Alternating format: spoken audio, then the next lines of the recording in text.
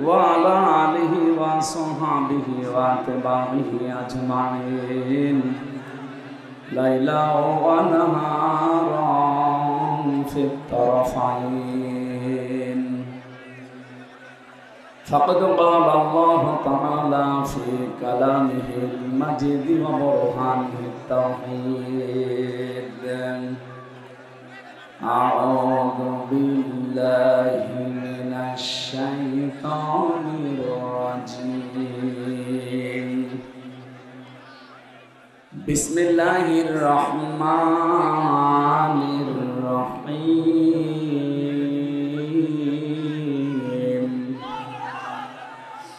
এই আপনারা আওয়াজ বন্ধ করেন, আমরা কোরআনে প্রবেশ করছি। আওয়াজ বন্ধ করেন, দাঁড়িয়ে থাকেন, জায়গা না পেলে দাঁড়িয়ে থাকেন, কিন্তু কথা বলবেন না। কথা বন্ধ করেন। মাইকের আওয়াজ যদি থাকে আমার কানে দেন ভাই, গলা ভেঙে যাবে এখন।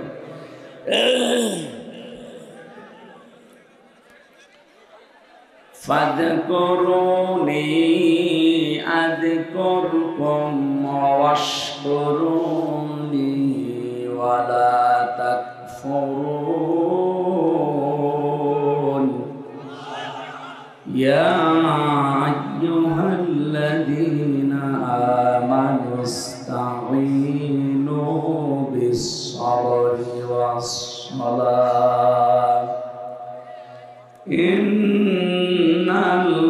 ইন্নাল্লাহা মা'আস-সাবিরিন।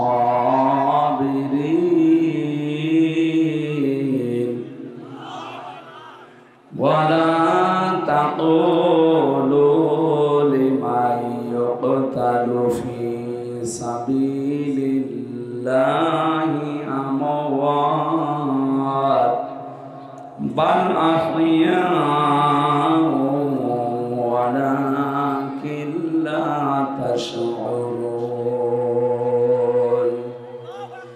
সাদাকতা ইয়া রাব্বানা।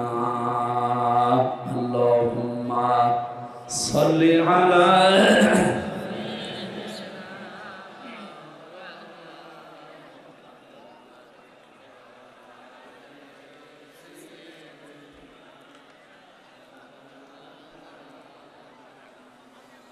আলহামদুলিল্লাহ।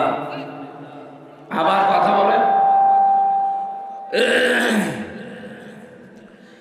বাংলাদেশের ঐতিহ্যবাহী জেলা ঝিনাইদহ কটসাদপুর থানার অন্তর্গত তালসার হাই স্কুল ময়দানে ওয়াদা ফাউন্ডেশনের উদ্যোগে বাৎসরিক তাফসীরুল কোরআন মাহফিলের স্বনামধন্য সভাপতি আমার আরাফাতের ভাই আলহাজ সিরাজুল ইসলাম। নবীজি বলেন, আল হাজ্জু ইয়াহদিমু মা কানা ক্বাবলা। যে হজ করে ওটা যদি কবুল হয়, তার পেছনের যত অপরাধ আল্লাহ সব মাফ করে দেয়। যারা হজে যায় তারা তিনটা কথা স্পেশাল ভাবে আল্লাহকে শোনায়। কয়টা বলেন? আমরা যারা হজে গিয়েছি, আমি নিজে হাজি, এটা পাশে হাজি, এ পাশে হাজি। ওসি সাহেব হয়তো এখনো হজ করেনি, আগে শেষ হোক চাকরি, তারপরে মানুষ মারা যাওয়ার পরে আমরা দেখি তাকে ধোয়ানো হয়, কাফন পরানো হয়, জানাজা দিয়ে কবরে দিয়ে দেয়। আমরা যারা হজ করি, সত্যি কথা বলছি, আমরা কিন্তু নিজেরা নিজেকে মেরে ফেলি। মেরে ফেলার পরে ওই সময় নিজেই কাফন পরি, ওটা কিন্তু কাফনের কাপড়। এরপরে নিজেকে মেরে ফেলি, আল্লাহকে বলি যে আমি তো মরেই গেছি, বাকি যে হায়াতটা আমার আছে এটা আমার বোনাস হায়াত। এই জন্যে এই আয়োজন করে যখন আপনি কাবা শরীফে প্রবেশ করেন, তখন আপনাকে বলা লাগে লাব্বাইক, হে আল্লাহ আমি উপস্থিত হয়ে গেছি, তোমার যে হাজিরা খাতা আছে আমার নামটা লিখে নাও, আমি তোমার যে গোলাম এটা তুমি লিখে নাও যে আমি অন্য কারো গোলাম না। আল্লাহ বলেন দাঁড়া, তিনটা কথা স্পেশাল ভাবে তুই আমাকে বলবি এবং এটা মেনে চলবি।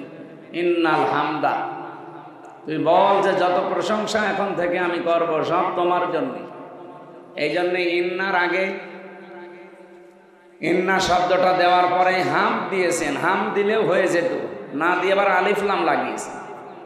আলিফ লাম চার প্রকার হয়, এখানে যেটা আছে এটা আলিফ লামে ইস্তেগরাকি।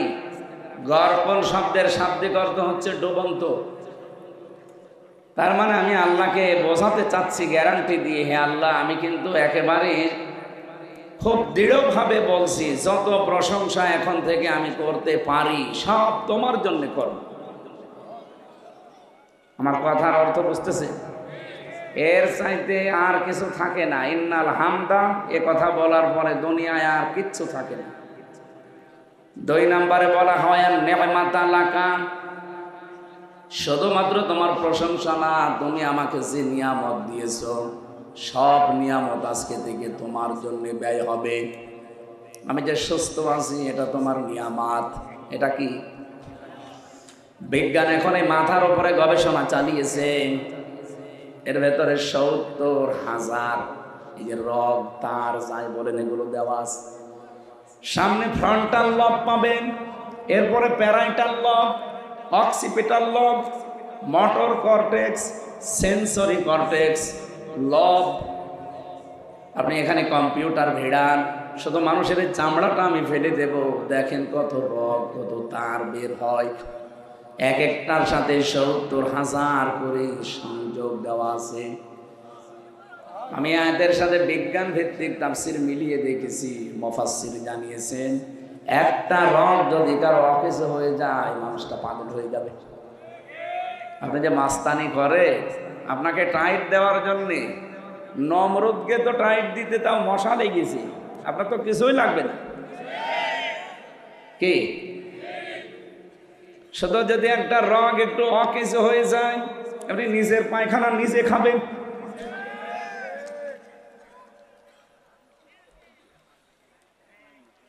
এই জন্য আমি যে সুস্থ আছি এটা আমার নিয়ামত, এই সুস্থতা আল্লাহ তোমার জন্য ব্যয় হবে। তুমি কি আমাকে ক্ষমতা দিয়েছো, পাওয়ার দিয়েছো, সম্পদ দিয়েছো, যা দিয়েছো সব আমি তোমার জন্য ব্যয় করব। এই জন্য হযরত ইউসুফ আলাইহিস সালাম কিন্তু দায়িত্বটা চেয়ে নিয়েছিলেন। অনেক মানুষ বলে হুজুররা আবার এই লাইনে আসার দরকার কি? আরে ভাই, এই লাইনে যদি এই মানুষগুলো না আসে দেশ দুর্নীতিমুক্ত হবে না। হযরত ইউসুফ বলেছিলেন ক্বালা জাআলনি আলা খাসাইনিল আরদি ইন্নী হাফিজুন আলীম। তিনি বলেছিলেন বাদশাহ আমাকে আপনি খাদ্য মন্ত্রণালয়ের দায়িত্বটা দেন, কোষাগারে আমি এটা সংরক্ষণ করতে পারবো। ধর্ম উপদেষ্টা ডক্টর আফামা খালিদ উনি কয়েকদিন আগে ঘোষণা দিয়েছেন বাংলাদেশ যদি সত্যিই ভেজাল মুক্ত খাবার উপহার দিতে চান তাহলে দেশে ইসলামপন্থী যারা আলেম যারা তাদেরকে ব্যবসায় নামা লাগবে। এদের যদি সত্যি রাজনৈতিকভাবে আপনি দেউলিয়া করে না দিতে চান, যদি সমৃদ্ধ করতে চান, অবশ্যই আলেমদেরকে এ রাস্তায় আসা লাগবে। আর আমরা যারা আসি এই নিয়তে আসি, আমাদের আখের গোছানোর চিন্তা না। যদি চিন্তা থাকতে হয়, ওসি সাহেবের গ্রামের বাড়ি মোড়লগঞ্জ, ওখানে যিনি এমপি ছিলেন মুফতি আব্দুস সাত্তার, আমি আসার সময় স্যারের সাথে কথা বলছিলাম, এখনো পর্যন্ত তার বাড়ি মাটির বাড়ি, সে একজন এমপি। গত বর্ষদিন আমি ছিলাম পাবনা, শহীদ আল্লামা মতিউর রহমান নিজামী রহমতুল্লাহ আলাইহি, ওনার বাড়ি দেখলাম, এখনো পর্যন্ত মাটির বাড়ির উপরে টিন দেওয়া, অথচ 2টা মন্ত্রণালয়ের লোকটা চালিয়েছে। আপনি আল্লাহর অলি খুঁজে পান না? না, আল্লাহর অলি খোঁজার জন্য বরিশালে দেওয়া লাগে। এই যে পাশের জেলা যশোর, মুহাদ্দিস আবু সাঈদ এমপি ছিলেন না? দেখেছেন তার বাড়ির অবস্থা। সাতক্ষীরার এমপি মাওলানা রিয়াসাত আলী, আমি নিজে গিয়েছিলাম তার বাড়িতে, কি অবস্থা, একটা ফকিরের বাড়ি, ওনার চাইতে ভালো। অথচ 15.5 বছর যারা চালিয়েছে, একজন এমপির নাম শুনলাম উনি মন্ত্রী হয়েছিলেন, ভূমি মন্ত্রী, ওনার বাড়ি 620টা। আপনার আর কয়টা লাগবে বলেন তো? আমার তো মনে হচ্ছিল যদি এই 6.5 মাস ওরা থাকতো, আমার এখনো 100টা বাড়ি ওরা বানিয়ে ফেলতো। বানালে কি হবে, 620টা বাড়ি থাকতে পারে না। কয়েকদিন আগে মালয়েশিয়া গিয়েছিলাম, ওখানে ওরা বানিয়েছে সাহেব পাড়া। কানাডায় তো বেগম পাড়া, এখানে বানিয়েছে সাহেব পাড়া। কিন্তু থাকতে পারে না, সব হোটেলে থাকে। যে হোটেলে উঠি দেখি দুই শয়তান নিচে বসে বসে চা খাচ্ছে। কি গো হুজুর, আমরা আগেই পালিয়েছি। কেন সাহেব পাড়ায় থাকবেন না? ওখানে থেকে মায়ের খাবো। দেশের জনগণ এখানেও আছে, পিটিয়ে ভর্তা বানাবে। কি করলেন? 600 বাড়িটা, একটা বাড়িতেও থাকতে পারেন না। ঢাকার বাড়িতেও থাকতে পারেন না, চট্টগ্রামের বাড়িতেও থাকতে পারলেন না, এমনকি গ্রামের বাড়ি বাঁশখালী, সেখানেও থাকতে পারলেন না। থাকবেন কোথায়? বাইরে যে বানানো বাড়িতেও থাকতে পারে না, থাকে হোটেলে। কয়েকদিন আগে আপনারা দেখেছেন, এই ফেব্রুয়ারি মাসের 5 তারিখে একটা আযাব নাযিল হয়েছিল, আযাবুল বুলডোজার। কি আযাব? 32 নাম্বার 33 নাম্বার বানিয়ে ফেলেছে। এই জন্য আমরা চাই বলবো ওখান থেকে যেন উস্কানি না দেন। উস্কানি দেবেন, এত 32 33 হয়েছে, বাকি যেটা আছে গ্রামে ওইটাও 34 হয়ে যাবে। আমি চাচ্ছি না ভাঙতে, যেভাবে আছে থাক, কিন্তু আপনারা তো আযাব নাযিল করে নিচ্ছেন। আমি 2013 সাল মিলিয়েছিলাম, সাতক্ষীরা, চাঁপাইনবাবগঞ্জ আর চট্টগ্রাম, এই 3টা জেলাতে বুলডোজার দিয়ে কত মানুষের বাড়ি ঘর আপনি মাটির সাথে মিশিয়ে দিয়েছেন। আল্লাহ এমনি 32 নাম্বারে ভাবে বুলডোজার দিয়ে ভেঙে দিয়েছে, এমনি নাই। কে ভেঙেছে? না না, কোরআনে কারীম জানিয়েছে, ফাকুতিহা দাবিরুল কওমিল্লাযীনা যালামু। সূরা আনআম 7 নাম্বার পারা 12 নাম্বার পৃষ্ঠা 4 নাম্বার লাইনের 45 নাম্বার আয়াতের প্রথম অংশে আছে। এটা তাফসিরে ফিলসিলাত কোরআনে পাবেন। আল্লাহ পাক বলেন, জালেমদের শিকড় পর্যন্ত কাটা হয়ে গেছে। কেটেছে কে? না, আপনি আলেম, এখানে বসে আছে দেখছেন না? এটা মজহুল, এর ফাইল জানা নেই, কে করেছে আল্লাহ বলেন কেউ জানে না। এই জন্য সারা দেশে জালেমদের বাড়ি ঘর অফিস দেখেন, সব কিন্তু অধিকাংশ মাটির সাথে মিশে গেছে। মিশিয়েছে কে? কেউ জানে না। আমার কুষ্টিয়ার হানিফ সাহেবের বাড়ি যান, পায়খানার টয়লেটের এই যে প্যান পর্যন্ত খুলে নিয়ে চলে গেছে। হ্যাঁ, ইটও নেই, এখন নিল কে? কেউ জানে না। এটা কেন করলেন আল্লাহ? এখানে কেন করলেন আল্লাহ? আমাদের জন্য শিক্ষা আছে। এর পরের আয়াতে দেখবেন, এটা সূরা নমলে পাবেন, 19 নাম্বার পারা 20 নাম্বার পৃষ্ঠা 7 নাম্বার লাইনের 52 নাম্বার আয়াত। এটা আধুনিক তাফসিরে দেখবেন। আল্লাহ পাক বলেন, ফাতিলকা বুয়ুতুহুম খাওয়িয়াতাম বিমা যালামু। এই সেই ঘরগুলো, এই সেই 32 নাম্বার, এই সেই কুষ্টিয়ার হানিফ সাহেবের বাড়ি। যদিও নাম নেই, আমার আল্লাহ মনে হচ্ছে আগস্টের 5 তারিখের আগে একটা আবার নাজিল করিস। এই যে ফা আছে বক্তব্যের শুরুতে, ফা আরবি গ্রামার অনুযায়ী 19টা অর্থে ব্যবহার হয়। এখানে যারা গ্রামার বোঝে জিজ্ঞাসা করেন, আল্লাহ যেন তার কুদরতি আঙ্গুল এভাবে দেখাচ্ছে যে এই সেই ঘরগুলো, এই সেই ঘরগুলো। আল্লাহ 1 বছর না দিয়ে বুয়ুত বহু বছর দিয়েছেন, তার মানে বহু জালেমের বাড়ি। খাওয়িয়াতান, জনশূন্য হয়ে গেছে, পরিত্যক্ত হয়ে আছে। এটা একজনের না বহুজনের? কেন এগুলো করলেন? বিমা যালামু, এদের জুলুমের কারণে। এদের জুলুমের সীমা এত বেশি পার হয়ে গেছে, আমার আল্লাহর সহ্যের বাইরে চলে গেছে। দুনিয়ায় যদি কিছু না হয়, শুধু ব্যারিস্টার আরমানকে যে কষ্টটা দিয়েছে, এইটার জন্য আল্লাহর আরশ পর্যন্ত কেটে গেছে। কয়েকদিন আগে ব্যারিস্টার আরমানকে ডেকেছিলাম একটা টক শোতে। উপস্থাপিকা যিনি একটা মেয়ে, আরো 3 জন আছে মেহমান, প্রত্যেকেই দেখলাম অঝোর নয়নে তার কথাগুলো শুনে কাঁদতেছে। মানুষ এত নিচে নামতে পারে? ক্ষমতার জন্য মানুষ এত কঠিন হতে পারে? ওনারা যেদিন ফেলে দিয়ে যায় দিয়াবাড়ি, ওই উত্তরা দিয়াবাড়ি মিরপুরের এলাকায়, ওই জায়গাটাও পরশুদিন আমি আসার সময় দেখছিলাম। ড্রাইভার আমারে বলছে যে এই জায়গায় ফেলেছিল ওনারে। আল্লাহ বলেন বিমা যালামু, জালেমদের জুলুমের কারণে জায়গা পর্যন্ত আমি অভিশপ্ত করে দিয়েছি। এ পর্যন্ত ছিল ওদের ব্যাপারের, পরের অংশ আল্লাহ আমাদের জন্য দিয়েছেন। ইন্না ফি যালিকা লাআয়াতান লিকাউমিন ইয়ালামুন। আল্লাহ ইন্না দিয়েছেন প্রথমে, মাঝখানে দিয়েছেন লামে তাকিদ। শব্দগুলো কত কত কঠিন, আমরা যারা আরবি গ্রামার জানি তারা টের পাই। আল্লাহ গ্যারান্টি দিয়েছেন এক আয়াতে 2 বার।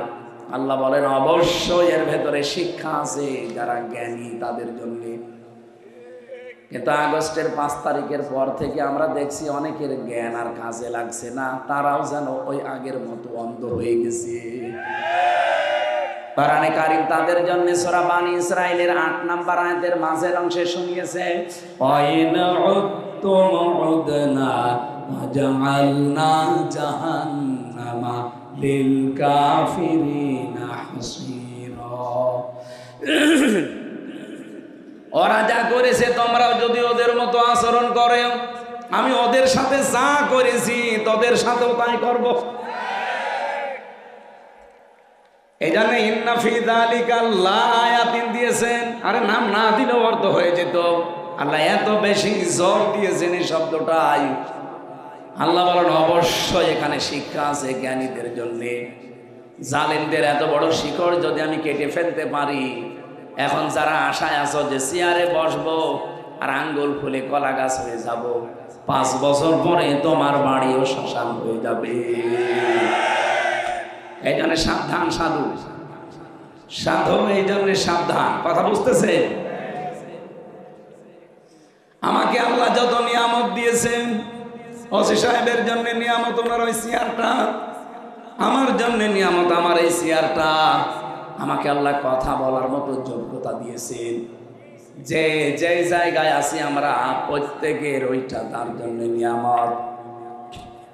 আমার এই নিয়ামত আজকে থেকে যতদিন বেঁচে আছে আমি আল্লাহর জন্য শুধু ব্যয় করব। এ কথা আমি কাফনের কাপড় পরে বলেছি আল্লাহর ঘর দাওয়াত করার সময়। 3 নম্বরে বলা হয়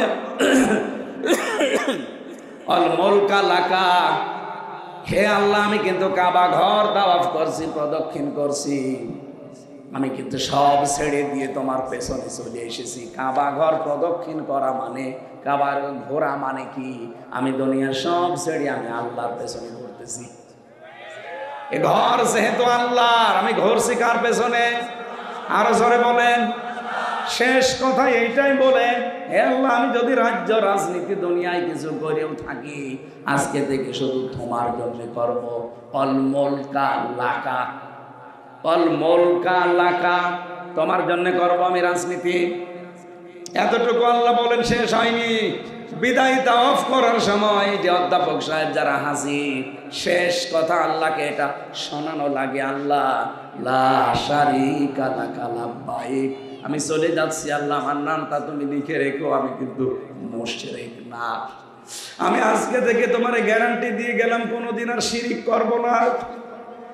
বাংলাদেশে যত হাসি রাজনীতি করে, সরকারি দলে বিরোধী দলে নিরপেক্ষ যারা আছে, বলেন তো এই 3টা কথা যদি মেনে চলতো, এদেশে আর কারো লাগতো না ইসলাম কায়েমে, হাজিরায় যথেষ্ট। বলেন করছে হাজিরায় কাজগুলো, একটা কথাও ঠিক রাখে না। ওখানে বলে ইন্নাল হামদা, প্রশংসা সব তোমার জন্য, এসে প্রশংসা করে মরা মানুষের। আরে ভাই মানুষ তো মরেই গেছে, তার প্রশংসা করে করবেন কি? ওই প্রশংসা যদি তার না করে ওই মরা মানুষের মালিক যিনি, ওনার করতেন, আপনার অন্তর প্রশান্ত হয়ে যেত। কোরআনে কারীম জানিয়েছে আল্লাযীনা আমানু, যে মানুষগুলো ঈমান আনে, তাতমাইন্নু কুলুবুহুম বিযিকরিল্লাহ, আলা বিযিকরিল্লাহি তাতমাইন্নুল কুলুব। এই পৃথিবীতে ঈমানদারেরা যদি প্রশান্তি পেতে চায়, আমি আল্লাহ বলছি, আমি আল্লাহর নামে তাদের অন্তর ঠান্ডা হবে। আজকে থেকে আমলটা একটু মন মতো করেন। পৃথিবীতে যদি সত্যি আপনি প্রশান্তি পেতে চান, আল্লাহর নামের বাইরে আর কারো নাম নেই। আপনি বাবার নামে জীবনও শান্তি পাবেন না, মায়ের নামে শান্তি পাবেন না, নেতার নামে শান্তি পাবেন না। কি করেন আপনি? আপনাকে আমি কিছু বলেছি? আমার কণ্ঠ এখন এরকম হয়ে গেছে, কিছুই লাগবে না। এর উপর এখন ট্রাক গেলেও কিছু হবে। আপনি ভালো করে শুনুন, নিস্তব্ধ হয়ে যাবেন। ছাড়বে কয়টা? 3টা চলছে, ছাড়বে কি? গলায় তো পারছে না। আর এমন কোন টর্চার নেই এই 3 বছরে ওরা করে না। আমার মাথার একেবারে চুল থেকে পায়ের তালু পর্যন্ত 1 ইঞ্চি জায়গা ফাঁকে না। এই জালেমরা যা করেছে, আমি জামা খুলতে পারি না। আমার কণ্ঠ যে এই যে নষ্ট হয়ে যাচ্ছে, শরীর নষ্ট হয়ে যাচ্ছে, কি ছিলাম আর কি হয়ে গেছে। স্বাভাবিক হতে এখনো সময় লাগবে, কিন্তু চাপগুলো তো যাচ্ছে না। আর 2-3 দিন গেলে বাঁচি। 1 মাস রোজা, এর ভেতরে তো আর এরকম নেই।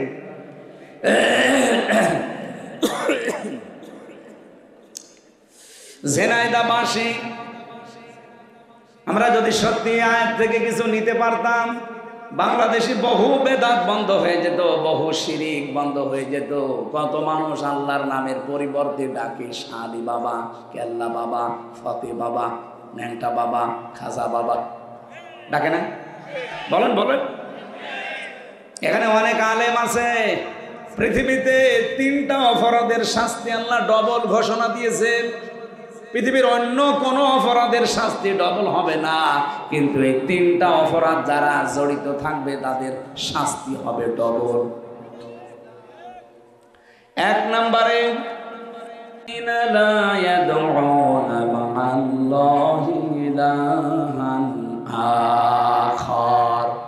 যারা আল্লাহ বাদে অন্য কাউকে ডাকে, আল্লাহকে ডাকে না তা না, ডাকে পাশাপাশি যারা অন্য কাউকে আল্লাহর সাথে জুড়ে দেয়, তাদের শাস্তি হবে কয়টা? 2টা। বলেন বলেন। আল্লাহ আমাদেরকে হেফাজত করুন আজকে থেকে আল্লাহ বাদে দুনিয়ায় আর কারো নামে জিকির, কারো নামে ডাকাডাকি। বলেন বলেন।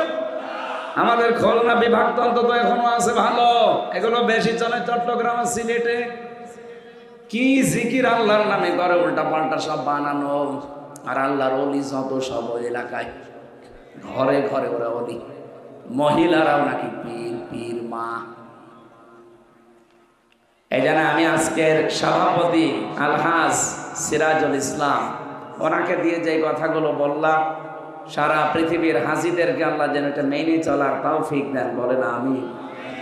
মাহফিলের প্রধান অতিথি, প্রাক্তন বিভাগীয় প্রধান ইংরেজি বিভাগ, জীবননগর ডিগ্রি কলেজ, চুয়াডাঙ্গা, অধ্যাপক মতিউর রহমান, আপনাদের এলাকার সন্তান। আতাল্লাহু আমরাহু ওয়া বারাকাল্লাহু ফি হায়াতি। বলেন আমিন। আলোচনা রেখেছেন এখানে মাওলানা হাবিবুর রহমান, প্রভাষক, আব্দুর রউফ ডিগ্রি কলেজ, ডাক বাংলা, ঝিনাইদহ। আলোচনা রাখলেন আপনাদের এখানে সাবেক উপজেলা চেয়ারম্যান, টরসাদপুর, ঝিনাইদহ, বিশিষ্ট ইসলামী চিন্তাবিদ মাওলানা তাজুল ইসলাম, শ্রদ্ধাভাজন বড় ভাই দামাত বারকাতুহুমুল আলিয়া। বলেন আমিন। আলোচনা রেখেছেন অধ্যাপক আব্দুর রাজ্জাক, সাবেক চেয়ারম্যান আলমগীর ইউনিয়ন পরিষদ, মাওলানা শরীফুর রহমান খান, সাবেক চেয়ারম্যান, সম্মানিত সঞ্চালক মাওলানা আমিরুল ইসলাম, খতিব তালসার জামে মসজিদ। আয়োজনে যারা আছেন, বিশেষ করে ওয়াদা ফাউন্ডেশনের জন্য দোয়া করছি। সার্বিক তত্ত্বাবধানে আছেন আলহাজ মিজানুর রহমান। সামনে বসা মুসলমান ভাইরা, পর্দার আড়ালের সম্মানিতা মা এবং বোনেরা, প্রশাসনের ভাইরা, বিশেষ করে আমাদের থানার ওসি অফিসার ইনচার্জ এসেছে আজকে। স্যারের হায়াতে তাজ্জেবা সিহাতে করলিয়া কামনা করছি আমি। বাংলাদেশের প্রশাসনের উপরে এখনো পর্যন্ত মানুষের খারাপ ধারণা যায়নি, এটা আস্তে আস্তে কাটা দরকার। 15.5 বছর ওনারা লাঠিয়াল বাহিনী হিসাবে ব্যবহার হয়েছিল অনেকেই। এই তাদের কারণে পুরা বিভাগটা এখন কালার হয়ে আছে জাতির কাছে। ওনাদের যে ডিউটি, আমি তো নিজে দেখেছি, 8 ঘন্টা 10 ঘন্টা না, 24 ঘন্টার 24 ঘন্টায় ডিউটি। নবীজি জানিয়েছেন 2টা চোখ আল্লাহ জাহান্নামে দেবে না। একটা যারা রাতের বেলা আল্লাহর ভয়ে কান্নাকাটি করে, দুই নম্বরে যারা জনগণকে পাহারা দেওয়ার জন্য রাত জেগে থাকে, ওনাদের ভেতরে যেহেতু দ্বিতীয়টা আছে, ওনাদের পুরা দায়িত্ব যেন আল্লাহ ইবাদত হিসাবে মঞ্জুর করে। প্রশাসনে যারা আছেন, সে বিডিআর হোক, আর্মি হোক, পুলিশ হোক, যারা প্রশাসনে আছেন, এ চাকরিটা শুধু চাকরি না, এটা একটা ইবাদত, আর এটা সর্বোত্তম ইবাদত। কি কথা বলেন না কেন? কুনতুম খায়রা উম্মাতিন উখরিজাত লিন-নাস, আল্লাহ বলেন আমি তোমাদেরকে উত্তম জাতি বানিয়েছে। তোমাদের উত্তম হওয়ার কারণ কি? তোমরা মানুষের উপকার করবে। মানুষের উপকার সবচাইতে বেশি করার জায়গা প্রশাসন থেকে, কারণ ওদের জান, মাল, ইজ্জত, আবরু হেফাজতের দায়িত্ব সরকার দিয়ে দেয়। আল্লাহ রাব্বুল আলামিন এই বাহিনীটার উপরে আগের যে অবস্থা ছিল ওই অবস্থায় যেন ফিরে যায়, এবং যারা দায়িত্বে আছে আগামীতে আমার মনে হয় প্রশাসনে, বিশেষ করে পুলিশ প্রশাসনে যারা আছে, তাদের বিভাগটা আলাদা করে দেওয়া দরকার। ওদের আইজির কথা মতো চলবে তারা, কোনো নেতা খেতার কথা মতো চলতে গেলে আবার অফিসার শুরু হবে। আমরা চাই সামনে যারা দায়িত্বে আসবে ওরা যেন আলাদা করে দেয় ওদের। ওরা যদি সঠিকভাবে কাজ করতে পারে, হাত পা খুলে দিয়ে, এদেশে আবার শান্ত হয়ে যাবে ইনশাআল্লাহ। যেন প্রশাসনের আজকে যারা এসেছেন এই কোটচাঁদপুর থানা এবং আশপাশের বিভিন্ন ক্যাম্প থেকে, আল্লাহ রাব্বুল আলামিন আপনাদের দায়িত্বটাও যেন আজকে পুরাটা ইবাদত হিসাবে কবুল করেন। পর্দার আড়ালে যারা বসে আছেন সম্মানিত মা এবং বোনেরা, প্রাণপ্রিয় ঝিনাইদহবাসী, এলাকায় আমার ভাইয়ের বাড়ি, এই পাশে 2-3 কিলো দূরে জগদীশপুর, খালিদ সাইফুল্লাহ, সবাইকে নিয়ে আমি আল্লাহর দরবারে শুকরিয়া জানাই, যিনি আমাদেরকে কোরআন শোনার একটা মন দিয়েছেন। 3টা জায়গায় যদি সময় ব্যয় হয়, সম্পদ ব্যয় হয়, কিয়ামতে আল্লাহ যখন জবাব নেবেন তখন এই 3টা জিনিস বাইরে রাখবেন। 1 নম্বরে যাদের সময় এবং সম্পদ কোরআনের পেছনে ব্যয় হবে, এই সম্পদের হিসাব কিয়ামতে দেওয়া লাগবে। বাড়ি যে কালকে বলবে। যারা পরিবারস্থ লোকদের জন্য সম্পদ আর সময় খরচ করেন, ওই সময় আর সম্পদের হিসাব আল্লাহর কাছে দেওয়া লাগবে। 3 নম্বরে যারা জিহাদের ময়দানে কাজ করে, নিজে যদি যেতে না পারেন, যারা করে তাদের পেছনে খরচ করলে ওই সময় ওর ওই টাকার হিসাব আল্লাহর কাছে দেওয়া লাগবে। আর বাংলাদেশে এখন সামনে সবচাইতে বড় জিহাদ কোরআনের কারিমের এই 6666টা আয়াত এই দেশের 56,000 বর্গ মাইলের উপরে প্রতিষ্ঠিত করা। এটার জন্য যারা কাজ করছে, আপনি যদি নিজে করতে না পারেন, যারা করছে তাদের পেছনে সময় দেবেন, সম্পদ দেবেন। এক কথা বলেন না কেন? ওটা সবচাইতে বড় জিহাদ হবে এখন সামনে। কারণ 300 জন এমপির ভেতরে মাত্র 151 জন যদি আমরা পাঠাতে পারি, যারা কোরআন বুকে নিয়ে যেতে পারবে, নামাজের ওয়াজ দেশে আর করা লাগবে না, রোজার ওয়াজ করা লাগবে না, যাকাতের ওয়াজ করা লাগবে না, কারণ এগুলো সব প্রতিষ্ঠা করা লাগে রাষ্ট্রীয় কায়দায়। আপনি পড়া কোরআন শরীফের ভেতরে নামাজ পড়ার কথা মাত্র 1 জায়গায় পাবেন। কয় জায়গায়? ফাসাল্লি লিরাব্বিকা, হে নবী আপনি নামাজ পড়েন আপনার রবের জন্যে। কার জন্যে? এই 1 জায়গায় আছে পুরা কোরআনে। কিন্তু নামাজ দাঁড় করান, নামাজ কায়েম করান, নামাজ প্রতিষ্ঠা করান, এই কথা আছে কোরআনে 82 জায়গায়। কত জায়গায় বলেন তো? 1 বেশি না 82 বেশি? কত বেশি বলেন? নিজে নামাজ পড়বেন মাত্র 1 বার পেয়েছি আমি, আর নামাজকে দাঁড় করানো লাগবে এটা 82 বার। এই জন্যে, কারণ একা একা এটা সম্ভব না, অন্তত 82 জন মানুষ তো লাগবে। আর রাষ্ট্রে আমরা 18 কোটি মানুষ বাস করছি। এই 18 কোটির ভেতরে মাত্র 300 জন, এর ভেতরে মাত্র 151 জন। এরা যদি বলে মাননীয় স্পিকার আমরা নামাজের বিল চাই, দেখবেন তার পরের দিন এই বিধানটা বাংলাদেশে কায়েম হয়ে গেছে। আপনার আর ওয়াজ করা লাগবে না, ভাই সলিমদ্দি চলো নামাজ পড়তে যায় না, ও নামাজ পড়তে বাধ্য হবে, ওর বাপ পর্যন্ত। নামাজের বিলটা কায়েম যদি হয়, আপনি হয়তো একটা ভোট দিয়েছিলেন যাকে, সেই লোকটা যদি সংসদে যে এই বিলটা কায়েমের পক্ষে কথা বলে, 18 কোটি মানুষ নামাজ পড়বে। আপনি একটা ভোট দেওয়ার কারণে 18 কোটি মানুষের নামাজের সওয়াব পাবেন। এইটা অনেকে বুঝে ফেলেছে, এই জন্য বলে হুজুর এটা রাজনীতি। এটা রাজনীতি হয় কি করে? এই কথাটা রাজনীতি হয় কি করে? আমি 1 ওয়াক্ত নামাজ পড়ি, 18 কোটি মানুষের নামাজের সওয়াব পাবো, এটা রাজনীতি হয় কি করে? এটা তো সাদগায়ে জারিয়া। বলেন আমাদের দেশে আমরা গোনায়ে জারিয়া বুঝি না, অনেকে সাদগায়ে জারিয়াও বুঝি না। আমি একটা সিনেমা তৈরি করলাম, এর ভেতরে অশ্লীল দৃশ্য যা থাকবে, যত মানুষ দুনিয়ায় দেখবে, এরপরে আবার কপি হবে, আবার দেখবে, এরপরে আবার কপি হবে, আবার দেখবে। এটা যদি কিয়ামত পর্যন্ত চলতে থাকে, আপনি কিয়ামত পর্যন্ত কবরে গোনায়ে জারিয়া পেতেই থাকবেন। এগুলো সব ফ্ল্যাক্সি লোড হয়ে আর বিকাশ হয়ে যাবে। এখন যদি বলেন হুজুর আমার বিকাশ নাম্বার খোলা নেই, এমনি খুলি না, ও পাসপোর্ট সাইজের ছবিও লাগবে না, ও ভোটার আইডি কার্ডও লাগবে না, এমনি বিকাশ খুলে যাবে, আর খালি বসে বসে পাবে।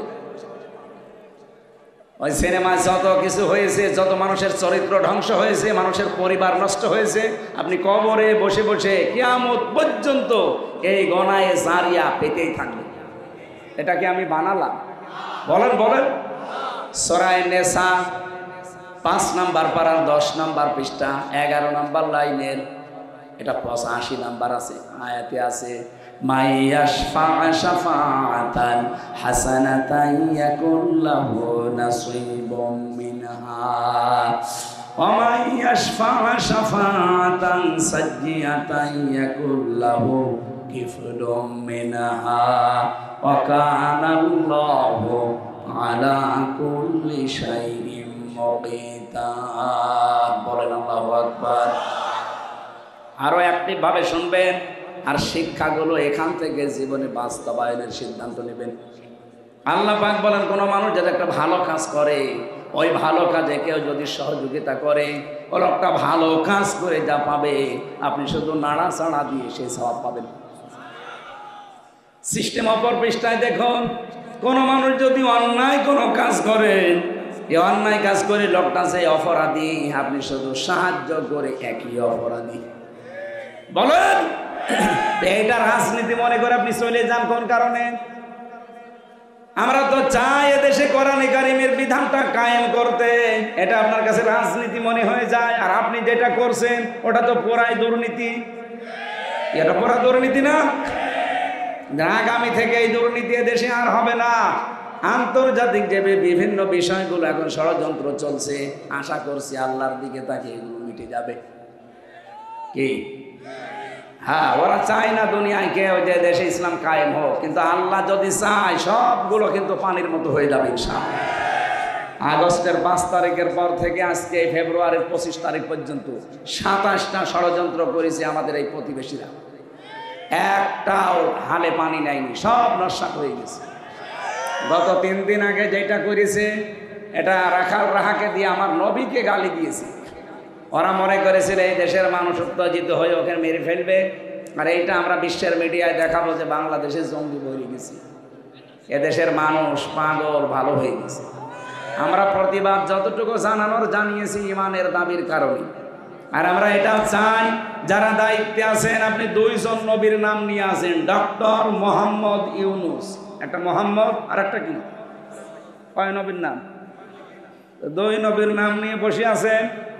আমাদের নবীকে যদি সত্যি কেউ গালি দেয়, অসম্মান করে, শুধু আমার নবী না, যে নবীকে যদি কেউ ছোট করে, আমরা চাই তার মরণ, মৃত্যুদণ্ড করে দেওয়া লাগবে। কথা বলেন না কেন? এটার পক্ষে আমরা আছি না? লিল্লাহি তাকবীর। দেখেন তো হাত তোলেন কে? ঠিক আছে, আলহামদুলিল্লাহ।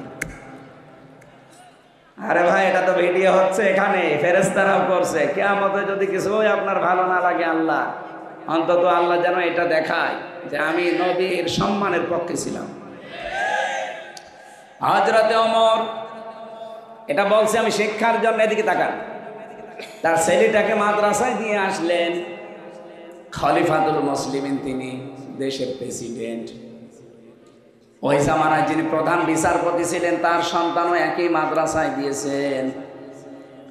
হযরতে আলীর সন্তান হোসাইন, এরকম টেবিলের ওপরে ক্লাস, খালি বই কলম ফেলে দেয় আর বলে তুলে দাও। 1 বার 2 বার 3 বার তুলে দিলেন। 3 বার তুলে দেওয়ার পর উনি রেগে গেছেন, কারণ প্রেসিডেন্টের ছেলেটা আলাদা গরম থাকে। ডাক দিয়ে বলে, হোসাইন বারবার কলম ফেলে দাও, আমারে তুলতে বলো, আমি কি তোমার চাকর নাকি? ইমাম হোসাইন বলেই ফেলেছেন যে আপনি আমার চাকর না, আপনি চাকরের বাচ্চা। চাকর গেছে রে, গিয়ে যে কি বললেন, আমার বাবাকেও গালি দিলেন। আপনার বাবাকে জিজ্ঞাসা করেন গিয়ে। বাড়িতে গিয়ে বলছে, আব্বা আমি আর মাদ্রাসায় যাব না, আমারে ছোট করেনি, বন্ধুদের সামনে তোমারেও গালি দিয়ে ছোট করেছে, আমরা নাকি খাদেমের বাচ্চা, চাকরের বাচ্চা। হযরতে ওমর কিন্তু বিচক্ষণ মানুষ, কথা শোনার পরে বুঝে ফেলেছেন। ডাক দিয়ে বলে, বিচার করব কিন্তু জমার দিন। খুতবা দিচ্ছিলেন তিনি, যেহেতু খতিব, হঠাৎ আলোচনা বন্ধ করে দিলেন। ডাক দিয়ে বলেন, হোসাইন আছো এখানে? বলে হ্যাঁ। এদিকে আসো। তুমি আমার ছেলেকে ভাড়া মজলিসে ক্লাসে গালি দিয়েছো চাকরের বাচ্চা, চাকর বলে, গোলামের বাচ্চা গোলাম বলে। হ্যাঁ দিয়েছি। কেন দিলে? ইমাম হোসাইন ডাক দিয়ে বলে, খলিফা ওকে হাত দিয়ে বলেন তো, আপনি কি আমার নানার খাদেম ছিলেন না? হযরত ওমরের কথা বন্ধ হয়ে গেছে। উনি বলে, আমি তো এভাবে কোনোদিন চিন্তা করি নাই। তুমি যে কথাটা বললে এটা কি লিখে দিতে পারবা? কাগজ নিয়ে আসেন। খেজুরের পাতা নিয়ে এসেছে, উনি লিখে দিলেন, ও মার আমার নানার খাদেম ছিল, আমি দেখেছি, আমার নানার খেদমত করছে। খাদেমকে আমি খাদেম বলবো না, কি বলবো?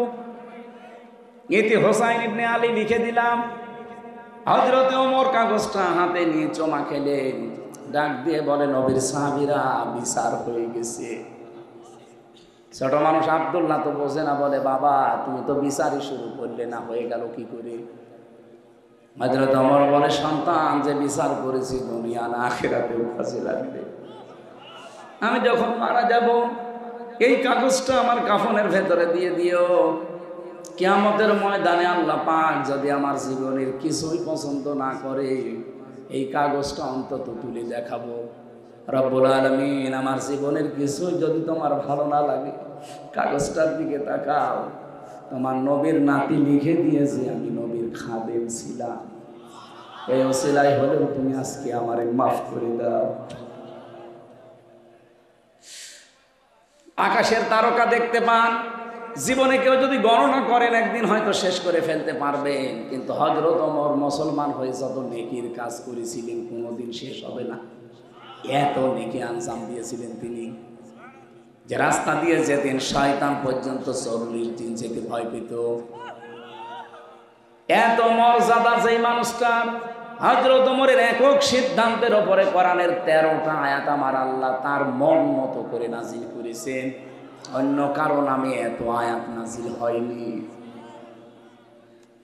এই মানুষটা যদি কিয়ামতের বিচারে এই সিদ্ধান্ত নিতে পারে যে আল্লাহ, কিয়ামতে যদি কিছুই তোমার কবুল না হয়, পছন্দ না হয়, এই কাগজটার দিকে একটু তাকাও, তোমার নবীর নাতির সই করা আছে, উনি লিখে দিয়েছে আমি নবীর খাদেম ছিলাম, এই ওসিলা হলো আমার আজকে মাফ করে দাও।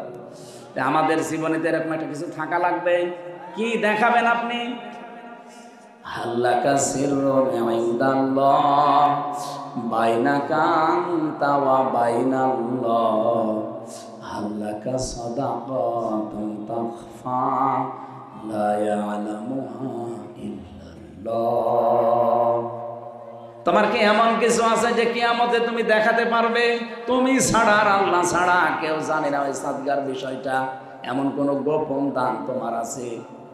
এই জন্য দুনিয়াতে এমন কিছু গোপনে করা দরকার, এমন কিছুর পক্ষে থাকা দরকার যে জায়গায় আমার আল্লাহ নিজেও দুর্বল হয়ে যায়। এই জন্য আমি হাত তোলালাম।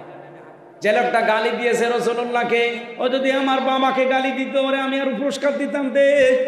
বিশেষ করে আমার দাদারে যদি গালি দিত, আমি আরো টাকা দিতাম, কারণ আমার দাদা আওয়ামী লীগ না, গালি দিই। কিন্তু আপনি রসুলকে গালি দেবেন কেন? তামাম দুনিয়া আমরা রসুলের কাছে ঋণী। কথা বলে না, উনি যা দিয়ে গেছে তামাম দুনিয়ার মানুষ আমরা তার কাছে ঋণী। আর আপনি গালি দেন মানবতার এই মহান বন্ধুকে, আপনি তো মানবতার শত্রু। এই কথা বলে না কেন? আর মানবতার শত্রু আপনি। এই জন্য আমরা আহ্বান জানাই ডক্টর মোহাম্মদ ইউনূসের কাছে, যারা এই দেশে এরকম কিছু করবে আইন পাশ করে দেন, আমরা সরাসরি তার ফাঁসি চাই। আগামীতে কোনো শয়তান যেন আর সাহস না পায়।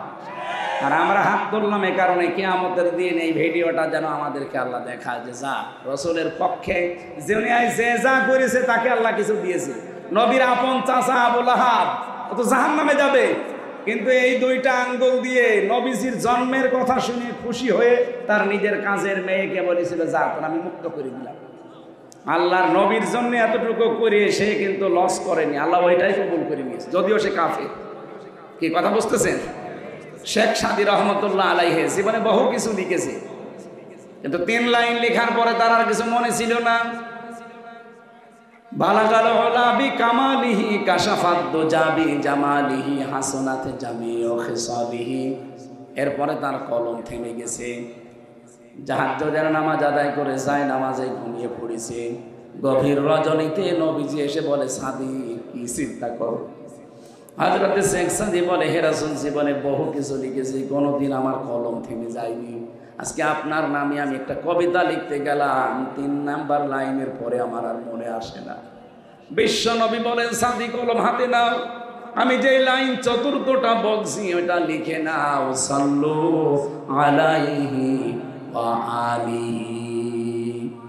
এটা কিন্তু কোরআনের আয়াত না, হাদিসও না, একটা কবিতা। অথচ এটা মানুষ কত আনন্দ নিয়ে পড়ে, কত আগ্রহ নিয়ে পড়ে। শেখ সাদী রহমতুল্লাহ আলাইহি কত কিছু দুনিয়ায় লিখেছেন, তার কিছু এত প্রসিদ্ধ হয়নি। অথচ রাসূলুল্লাহর নামে শুধু 3 লাইন লিখে তিনি আজ বিশ্ববিখ্যাত হয়ে আছেন। আমরা আবার আহ্বান জানাচ্ছি, এই দেশে কিয়ামত পর্যন্ত যেন কেউ বিশ্ব নবীকে অপমান করতে না পারে। আপনার গালি দেওয়ার দরকার হলে আমার বাবারে গালি দেন, আমার দাদারে গালি দেন, এ কথা বলেন না কেন? সুপারিশ করা ছাড়া, ওনার সিগনেচার ছাড়া কেউ জান্নাত যেতে পারবে না। আপনি যত বড় ইমানদার হন আর যত বড় ক্ষমতাদার হন, মরে যাবেন নবীজি বলেন যদি হাত আমি লিখে দিলাম এটা জান্নাত আপনি পাবেন। উনি যদি বলেন না আমার সিগনেচার নেই, আপনি যত বড় পীরের মুরিদ হন আপনি জাহান্নাম। কথা বলেন। আশা করছি আমি ইঙ্গিত দিলে আপনি বুঝে ফেলেছেন। আজকে থেকে দলমত এই জায়গায় অন্তত আর দেখবেন না যে না ওটা জামাত ইসলামের নবী, আমার না। আপনাকে কি কবরে রাখার সময় ওই কথা বলা হয়? তখন তো ঠিকই বলি বিসমিল্লাহি ওয়া আলা মিল্লাতি রাসূলিল্লাহ বলা হয়। জামাত ইসলামের লোক মরে গেলে যেই দোয়া, আপনিও মরে গেলে ওই দোয়া, কিন্তু রাসূলুল্লাহর ক্ষেত্রে কোনো পার্থক্য। এই জন্য আমরা এই জায়গায় যেন এক থাকি। আল্লাহ এবং রাসূল এই 2 জায়গায় কোনো ঝামেলা করা যাবে? আপনি জমি জায়গা নিয়ে বউ নিয়ে মারামারি করেন, অসুবিধা নেই, এই জায়গায় কোনো ঝামেলা চলবে না। আমরা কোরআনে কারীম থেকে যে নির্ধারিত আয়াতের উপরে তাফসীর করব বলে বলে বসেছি। কতগুলো আয়াত পড়েছি, এতগুলো সম্ভব না, একটা শব্দের উপরে কথা বলবো যেটা নিয়ে বাংলাদেশ, ভারত আর পাকিস্তানে বেশি ভেজাল। আমি বিশ্বের যতগুলো দেশে গেছি, যেহেতু আকিস গ্রুপে আমি চাকরি করি, তাদের ক্ষতি এই হিসাবে তারা আমারে একটা ভিসা লাগিয়ে দিলে 27টা দেশ ঘোরা যায়। বহু দেশে নিয়ে গেছে আমার। ওনাদের 175টার উপরে দেশে ব্যবসা চলে, সেখানে 8-10 হাজার 15-20 হাজার মানুষ কাজ করে।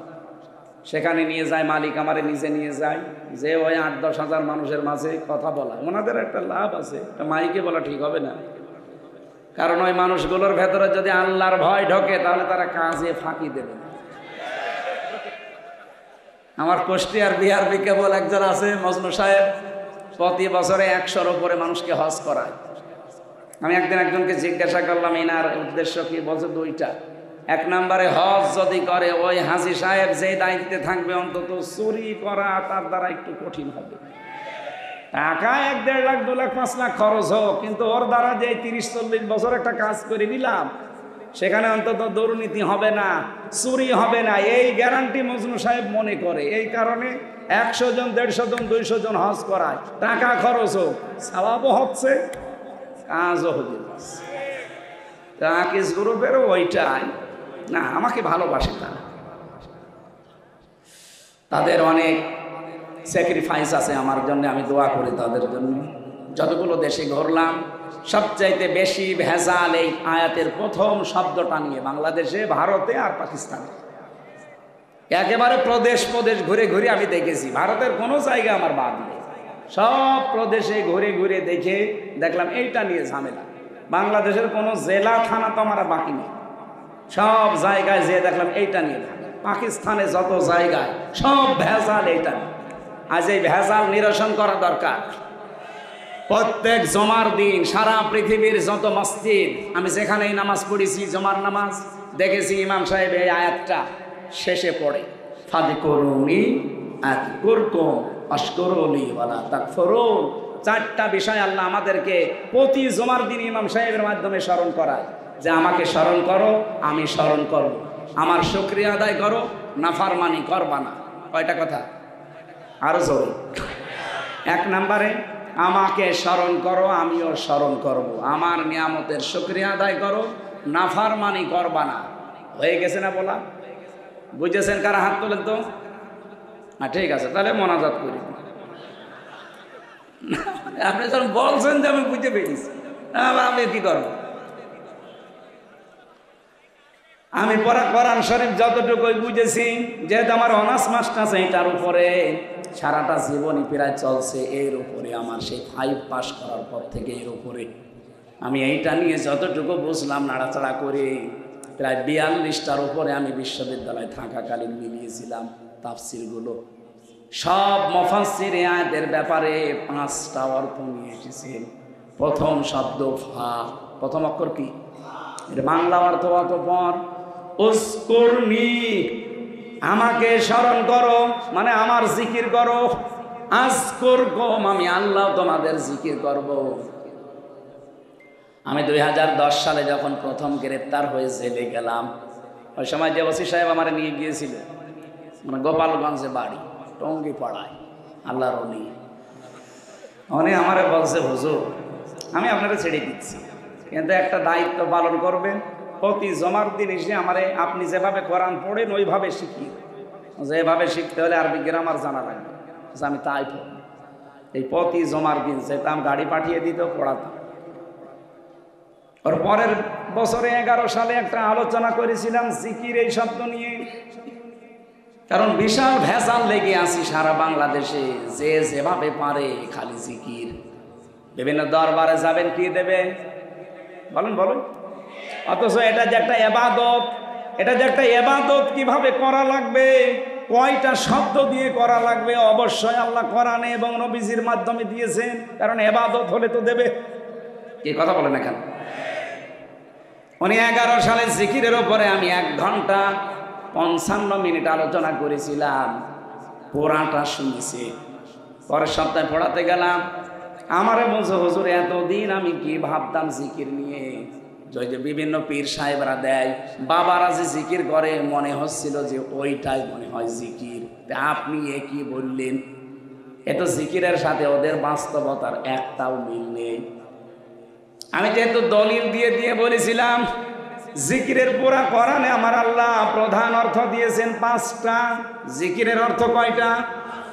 1 নম্বরে জিকির মানে কোরআন। জিকির মানে ইন্না নাহনু নাযালনা যিকরা ওয়া ইন্না লাহু লাহাফিজুন। এটা সূরা হিজরের ভেতরে 9 নম্বর আয়াতে আছে। আল্লাহ বলেন, এই জিকির আমি আল্লাহ নাজিল করেছি, আর এই জিকিরকে সংরক্ষণের দায়িত্ব আমি আল্লাহ নিয়েছি। তাহলে জিকিরের প্রথম অর্থ কোরআন। আপনি যদি জিকির করতে চান কি পড়া লাগবে? আরো জোরে বলেন। এটা কি বুঝেছেন? জিকির মানে কি? এর চাইতে আর অন্য কোনো জিকির করার দরকার আছে? জিকিরের 2 নম্বর অর্থ, জিকির মানে উপদেশ। কোরআনে কারীম জানিয়েছে, ফাযাক্কির বিল কুরআনি মাই ইয়াখাফু ওয়াঈদ। এটা সূরা কফের ভেতরে আছে। এটা 26 নম্বর পারা, 19 নম্বর পৃষ্ঠা, 13 নম্বর লাইনের 50 নম্বর আয়াত, কোরআনে কারীমের 45 নম্বর সূরা। এটা রব্বুল আলামিন বলেন, ফাযাক্কির, হে নবী আপনি উপদেশ দেন, বিল কুরআনি, যাকে উপদেশ দেবেন আপনার পুরা উপদেশ হবে কোরআন কেন্দ্রিক। কি হবে জানেন আপনি? মাই ইয়াখাফু ওয়াঈদ, so admonish and or by the holy Quran him who frees my thread দিয়েছেন। যাদের অন্তরের ভেতরে আল্লাহর ধমকের ভয় আছে, কোরআন দিয়ে উপদেশ দিলে দেখবেন কিছু না কিছু তাদের কাজ হচ্ছে। আপনি বাবার জীবনী সারা জীবন বসে বসে শোনাবেন, কিচ্ছু হবে না। যখন শুনবে ভালো করে শুনবে, যেই বাড়ি চলে যাবে ভুলে যাবে। কিন্তু কোরআনে কারিম দিয়ে কেউ যদি আলোচনা করে, উপদেশ দেয়, এই যে সোনায় সোহাগা ছিটিয়ে দিলে যেরকম হয়, আল্লাহ বলেন এরকম হবে। স্বর্ণকে সারা জীবন চালাবেন, জীবনও গলাতে পারবেন না। কি কথা বলছেন এখানে? পরপরে সোহাগা ছিটিয়ে দিলে পানির মতো গলে যাবে। মানুষের অন্তর আমার আল্লাহর কুদরতি হাতে। আপনার ওই বাবা কি করেছে, দাদা কি করেছে, সারা জীবন বলবেন, শুনবে, বাড়ি যাওয়ার আগে ভুলে যাবে। কিন্তু কোরআনে কারিম দিয়ে যদি অন্তরে আঘাত করতে পারে, যত কঠিন অন্তরের মানুষ অনুরোধ হয়ে যাবে। এই জন্য আজকে থেকে আমাদের পুরা আলোচনা হবে কোরআন কেন্দ্রিক। কারো উপদেশ শুনতে চাইলে কিসের উপদেশ শুনবেন? আরো জোরে বলেন। কোরআনের উপদেশ শুনতে হলেও আপনার যোগ্যতা থাকা লাগবে। কারণ বাংলাদেশে বহু জায়গায় আয়াত পড়ছে, চলে যাচ্ছে ব্যাখ্যা করতে গিয়ে নিজের মন মতো। এই যে আমার তাহেরি ভাই যেটা করে, বলেন তো, তাফসির মাহফিলে, ওয়াজ মাহফিলে আজিমুস শান বিশাল কিছু লিখে উনি আয়াতও পড়ে। কয়েকদিন আগে আমি ব্রাহ্মণবাড়িয়া ছিলাম পাশে, ওনার থেকে মনে হয় খুব বেশি হলো 8 কিলোমিটার দূরে। উনি আলোচনা করছে, কুল হুয়াল্লাহু আহাদ, হে নবী আপনি বলেন আল্লাহ এক। ঠিক আছে না? ঠিক আছে না? মানে এ পর্যন্ত ঠিক আছে না? হে নবী আপনি বলেন আল্লাহ, বলেন, আরো জোরে বলেন। এ পর্যন্ত শুনলাম। এরপরেই দেখি এবার চলে গেছে উল্টো লাইনে, বলে এই নবী কোন নবী? এটা ফাতেমার বাবা। ফাতেমা কোন ফাতেমা? হোসাইনের মা। হোসাইন কোন হোসাইন? এতক্ষণ যিনি কথা বলছিলেন না, ইমাম হোসাইন। আপনারা চেনেন ইমাম হোসাইনকে, ওনাকে কারবালায় শহীদ করা হয়েছিল। আপনাদেরকে আমি এখন হোসাইনের জীবনী শোনাবো, মাত্র 2 ঘন্টা। আয়াত পড়েছে কি আর তাফসীর হচ্ছে কি? এই জন্য আপনাকে কোরআন শুনতে হলেও আপনার কিছু যোগ্যতা থাকা লাগবে। না তো মনে করবেন সবাই তো কোরআনের কথাই বলছে, অথচ আয়াত পড়লো কি আর যাচ্ছে কোথায়? এক কথা বলেন না কেন? এরকম ওয়াজ বাংলাদেশে নেই। এই জন্য আলোচনা হবে পুরাটা কি কেন্দ্রিক। যে আয়াত দেওয়া, আয়াতের যত তথ্য উপাত্ত যত কিছু আছে, টাই নক্ষত্র বের করে আপনাকে বোঝানো লাগবে। ঝিনাইদহ আলেমদের শহর, যারা বাংলাদেশের বিভিন্ন জায়গা থেকে জেলায় আসবেন, বলবেন কোরআন শরীফ হাতে নেন, এক একটা শব্দের 8টা 10টা 15 20টা অর্থ বের করেন, তাফসীরের নাম বলে বলে আমাদেরকে শোনান। ওই বাবার কিচ্ছা কাহিনী শোনার জন্য আমরা রাজ্যে বসে নেই। হ্যাঁ বলতে পারবেন না? তাহলে কোনো ভণ্ড এ জেলা আসতে পারবে না। জিকিরের প্রথম অর্থ কোরআন, দ্বিতীয় অর্থ উপদেশ, 3 নম্বরে জিকিরের অর্থ হচ্ছে সালাত বা নামাজ। জমার দিন আল্লাহ একটা ডাকও দিয়েছেন, ইযা নুদিয়া লিস-সালাতি মিন ইয়াউমিল জুমআতি ফাসআউ ইলা যিকিরিল্লাহ। রব্বুল আলামিন এটা সূরা জুমার ভেতরে দিয়েছেন, যখন নামাজের আযান দেওয়া হয় সব কাজ কাম বাদ দিয়ে আল্লাহর জিকিরে দৌড়াও। এখানে জিকির মানে নামাজ। জিকির মানে, আরো জোরে বলেন। জিকিরের 4 নম্বর অর্থ, জিকির মানে আল্লাহর আইন। এটা সূরা তাহার 124 নম্বর আয়াতে পাবেন, আমান আ'রাদা আন যিকরি ফাইন্না লাহু মাঈশাতান দানকা ওয়া নাহশুরুহু ইয়াওমাল কিয়ামাতি আ'মা। যে ব্যক্তি আল্লাহর আইন থেকে, আল্লাহর বিধান থেকে মুখ ফিরিয়ে নেয়, এখানে জিকির মানে আল্লাহর আইন। আল্লাহ বলেন তার জীবন আমি সংকীর্ণ করে দেই, ওর আয় উন্নতিতে কোনো বরকত থাকে না।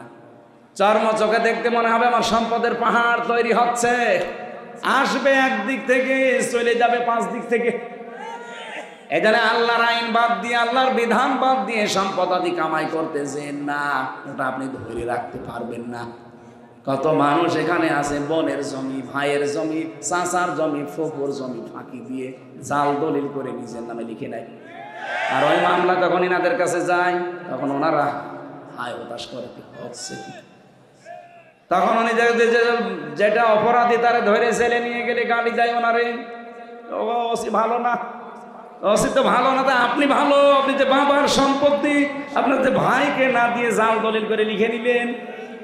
কত হাজি আছে হজে যাওয়ার আগে নিজের জমি জায়গাগুলো সব ছেলের নামে দিয়ে দেয়, আর মেয়েকে বলে মা তোর জন্য দোয়া করে দিলাম। এটা একটা টাটকা নির্ভেজাল শয়তান। ওর হজ কবুল হওয়া দূরের কথা, জিদ্দার বিমানবন্দরও আসবে না। তুই দোয়া তো করবি ওর নামে, ওকে ফাঁকি দিলি কেন? আগে ওর জমি ফেরত দে। আর কথা বলেন না কেন? আপনি কি ফাঁকি দিয়েছেন? না, অনেক হাসি এরকম করে। তো আমার সাথে 16 সালে যারা ছিল অধিকাংশগুলো ছেলের নামে সব লিখে দেয়, আর বলছে মার জন্য আমি আসার সময় মেয়ের জন্য দোয়া করার কথা বলেছি, এই জন্য দোয়া করছি। আপনার জীবনেও দোয়া কবুল হবে না, আগে ওর শরিক ফেরত দেন। কারণ যারা শরিক ফাঁকি দেন, নিজের বোনকে, নিজের ভাইকে, চাচাকে, ফুফুকে, আল্লাহর কসম দুইটা ক্ষতি হবেই হবে আপনার। 1 নম্বরে যখন শরিক ফাঁকি দিয়েছেন ওই দিন থেকে যতদিন ইবাদত করবেন কোনো ইবাদত আপনার মাথার উপরে উঠবে না। 2 নম্বরে এই যে শরিক ফাঁকি দিয়ে যেগুলো তৈরি করে গেলেন, এই সম্পদ অবৈধ, এই সম্পদ আপনাকে আল্লাহ ভোগ করতে দেবে না। এগুলো ভোগ করার আগে আপনি পটল তুলবেন, মরে যাবেন। ওই সম্পদগুলো তখন আপনার স্ত্রী, আপনার ছেলে মেয়ে আরো অবৈধ কাজে ব্যয় করবে, সব ফিলাক্সি লোড হয়ে আপনার কবরে যাবে। এইরকম পাগলামি কেউ করবেন? এখানে যারা শরীর ফাঁকি দিয়েছেন হাত তোলেন তো। এই এলাকায় এত শান্ত, ওসি থাকা দরকার কি? বাড়ি চলে যান। এই এলাকা তো একেবারে শান্ত হয়ে আছে, আলহামদুলিল্লাহ।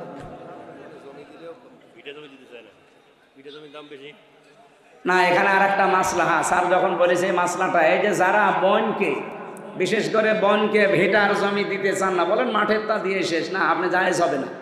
কোরআন বলছে আপনার 1 ছেলে যা পাবে 2 মেয়ে তাই পাবে। আপনি মাঠেরটা হোক, দোকানেরটা হোক, আর ভিটারটা হোক, যেখানে হোক সব। এমনকি সাহাবায়ে কেরাম গ্লাস পর্যন্ত, খাবার গ্লাস পর্যন্ত ভাগ করে দিয়ে দিতেন। 2টা থাকলে, 3টা থাকলে 1টা দিতেন বোনকে, 2টা রাখতেন নিজে। তারা যদি গ্লাস দিতে পারে, আপনি জমি দিতে পারবেন না? ভিটার মানে যার কারণে নামাজ পড়েন তার কারণে জমি জায়গাও ভাগ করা লাগবে আপনাকে। আল্লাহর বিধান বাদ দিয়ে আপনার জিকির হচ্ছে না। এদিকে তাকান। 5 নম্বরে জিকিরের অর্থ হচ্ছে স্মরণ করা। আজকের আয়াতে যে শব্দে আছে ফাজকুরুনি, আমাকে স্মরণ করো। বলেন তো জিকিরের যে 5টা অর্থ কোরআন দিয়ে বললাম, একটাও কি হো আছে? কোথায় পেয়েছেন ওগুলো? আলী বাবা, শাহ আলী বাবা, কেল্লা বাবা। সুতরাং আজকে থেকে এই ভণ্ডামি জিকির আর বাংলাদেশে, বিশেষ করে আমাদের খুলনা বিভাগে চলবে না। কথা বলেন না কেন? আমার বিভাগে যদি ঠিক করতে না পারি, আমি চট্টগ্রামে গেলে বলবে আপনার ঠিক করে লাগে। আমি সারা বাংলাদেশের ঘর সেই বেড়াবো, আর আমার ঘরেরই খেয়াল নেই, সমস্যা হবে। আপনার আগে ঠিক হন। আশা করছি এই ভণ্ডামিগুলো বাংলাদেশ থেকে বের হবে। জিকিরের অর্থ এবার হাদিস দিয়ে পেয়েছি আমি 99টা। কয়টা?